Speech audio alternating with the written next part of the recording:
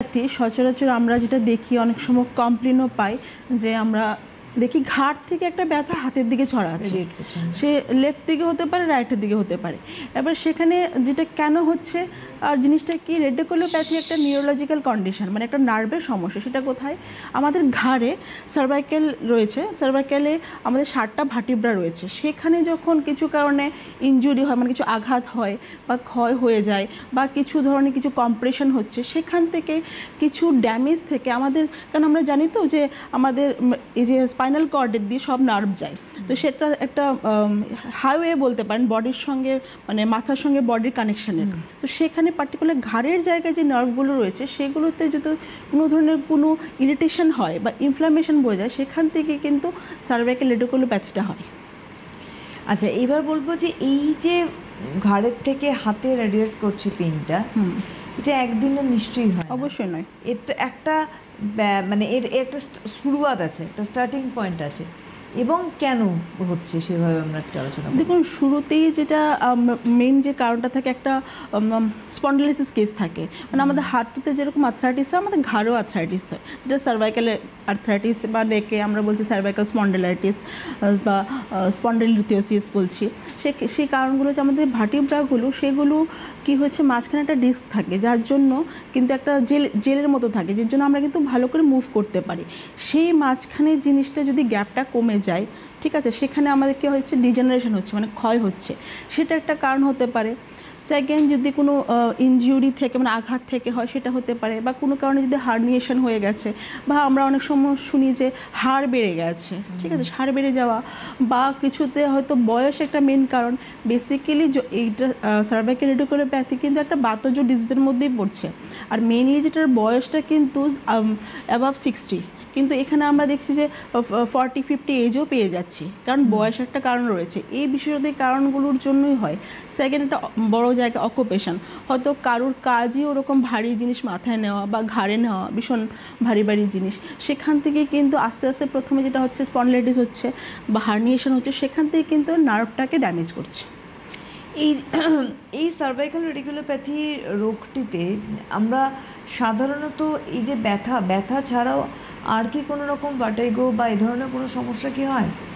হ্যাঁ, দেখুন, এটা তো অলরেডি একটা নার্ভের পর্যন্ত পৌঁছে যাচ্ছে, আমরা বুঝতে পারছি। হ্যাঁ, কারণ এই যে পেন হয়, পেনটা কিন্তু ছড়ায়, মানে ঘাট থেকে আমার হাতের দিকে ছড়াতে পারে, আমার চেস্টের দিকে আসতে পারে, বা পিঠের দিকে যেতে পারে, হ্যাঁ ব্যাক সাইডে যেতে পারে, বা শোল্ডারে যেতে পারে।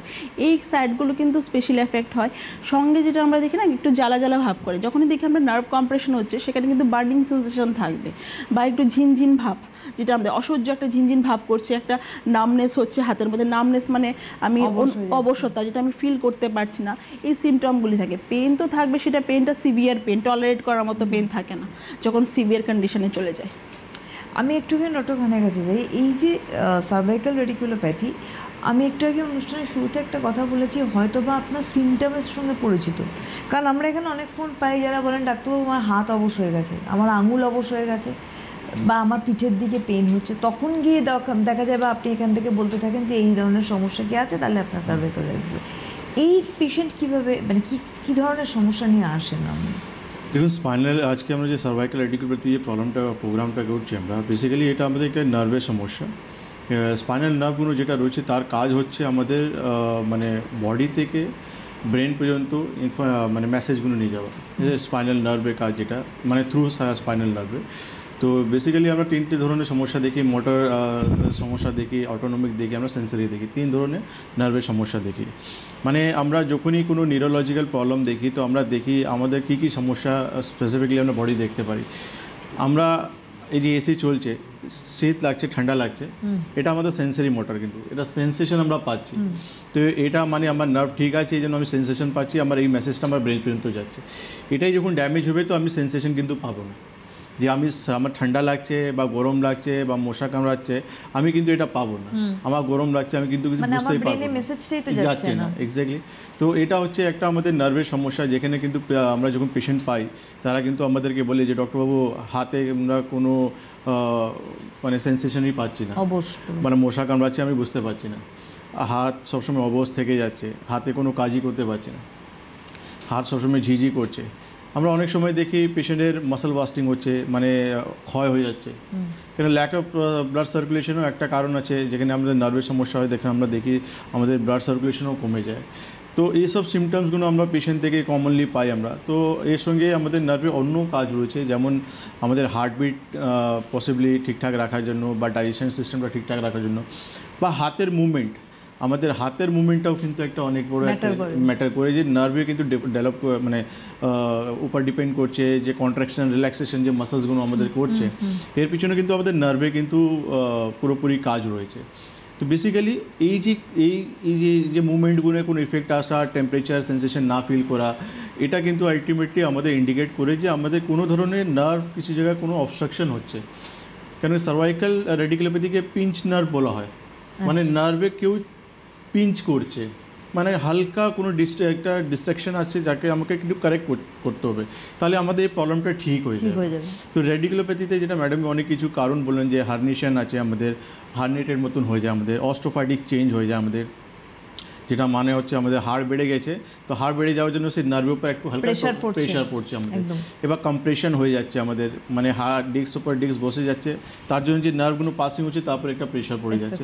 তো এইসব কারণ সব কিছু দেখার পর আমরা একটা এমআরআই রিপোর্ট দেখার পর আমরা বলতে পারি যে পেশেন্ট তো সার্ভাইকাল রেডিকুলোপ্যাথিতে আক্রান্ত রয়েছে। সাধারণত সার্ভাইকাল রেডিকুলোপ্যাথি এই ধরনের রোগের ক্ষেত্রে আমরা কি দেখি, চট করে নির্দিষ্ট কোনো প্যাথির পেন কিলার খেয়ে নিলাম, কারণ আগে তারা রিলিফ পেতে চায়। এবার পেন কিলার খাওয়ার পর যেহেতু ব্যথাটা স্থিতাবস্থায় চলে আসে, মানুষ ভাবে আমি সুস্থ হয়ে গেলাম, পরবর্তীকালে যখন ট্রিগার করছে তখন বুঝতে পারছে যে ভাই আমার ব্যথা তো জায়গা মতোই রয়েছে, তার মানে আমি সারছি না, শুধু আমি ব্যথাটা দাবিয়ে রাখছি। এইখানে আয়ুর্বেদ চিকিৎসাশাস্ত্র কীভাবে এগোচ্ছে একটা পেশেন্ট? দেখুন, এখানে বেসিক্যালি আমরা সিমটমস পেইনও দেখতে পাচ্ছি, আমরা সিমটমস কিন্তু নিউরোলজিক্যালও দেখতে পাচ্ছি। তো আমি ব্যথা ওষুধ খেলে আমি মাত্র কিছু হালকা ব্যথা কমবে, কিন্তু যে নিউরোলজিক্যাল সিমটমসগুলো আছে সেটা কিন্তু আমার কিন্তু যাচ্ছে না। কেন আমাকে দুটোই ইরিটেশন করছে, আমার নার্ভে আমাদের যে ঘাড়ে পেন হচ্ছে সেটাও আমাকে ইরিটেট করছে, আমার হাত যেটা অবশ হয়ে যাচ্ছে বা ঝিঝি ধরে নিয়েছে সেটাও কিন্তু আমাকে ইরিটেট করছে, আমাকে কোনো কাজকর্ম করতে দিচ্ছে না। তো ন্যাচুরালি এখানে আপনি পেন কিলার খেলে আপনি সামান্য কিছু দেখতে পারবেন যে ব্যথা কিছুটা কমেছে, কিন্তু যে সিমটমসগুলো নিউরোলজিক্যাল সিমটমস সেটা কিন্তু রয়ে গেছে। তো ট্রিটমেন্ট আপনাকে এমন দরকার যেখানে কিন্তু এই নার্ভের প্রবলেমটা আপনি রিলিফ পেতে পারেন, যে সিমটমস থেকে আপনি রিলিফ পেতে পারেন, এমন কিন্তু আপনার ট্রিটমেন্ট দরকার। তো ন্যাচুরালি আপনি আমরা দেখি বাজারে কিন্তু খুব কমনলি কিছু নার্ভে ওষুধ পাওয়া যায়, যেটা কিন্তু অনেক পেশেন্টরা ওভার দি কাউন্টার নিয়ে খাওয়ার চেষ্টা করে, কিন্তু তেমন কোনো ইমপ্রুভমেন্ট পায় না। কিন্তু মেইন দরকার রয়েছে আমাদেরকে এমআরআই রিপোর্ট সার্ভাইকালে, কেন আমি যখন এমআরআই রিপোর্ট সার্ভাইকালে দেখতে পারবো তো এক্স্যাক্ট কজটা দেখতে পারবো, যে কেন এই পেশেন্টের হাতের সমস্যাগুলো এটা বা ব্যথাগুলো রেডিয়েট করছে বা ঝিঝি অবশ করছে বা পেশেন্টের মাসল ওয়াস্টিং হচ্ছে, মাসল ক্ষয় হয়ে যাচ্ছে পেশেন্টের, বা পেশেন্টের কোঅর্ডিনেশনের সমস্যা হচ্ছে। তো এমআরআই রিপোর্ট যখন আমরা দেখতে পারবো, তো এমআরআই রিপোর্টে যে ফাইন্ডিংগুলো আমরা পাবো, যে পেশেন্টের কোনো কম্প্রেশন হয়ে গেছে বা হার্নিয়েশন হয়ে গেছে বা অস্ট্রোফাইটিক চেঞ্জ হয়ে গেছে বা প্রোল্যাপস হয়ে গেছে, এইসব ফাইন্ডিং দেখার পর আমাদেরকে কিন্তু প্রপার চিকিৎসা ট্রিটমেন্ট লাইন অফ ট্রিটমেন্ট দরকার, এক্স্যাক্টলি কি হয়েছে 100% আমাদের লাইন অফ ট্রিটমেন্ট দরকার। এখানে যখন প্রপার লাইন অফ ট্রিটমেন্ট আমরা করবো, তখন এই রুট কজ থেকে কিন্তু পেশেন্ট খুব সুন্দর কিন্তু এখান থেকে বেরিয়ে চলে আসবে। নাহলে যে সারা জীবন উনি মেডিসিন খান বা যাই করুন, কিন্তু প্রপারলি এখান থেকে বেরিয়ে আসতে পারবেন। আমি একটু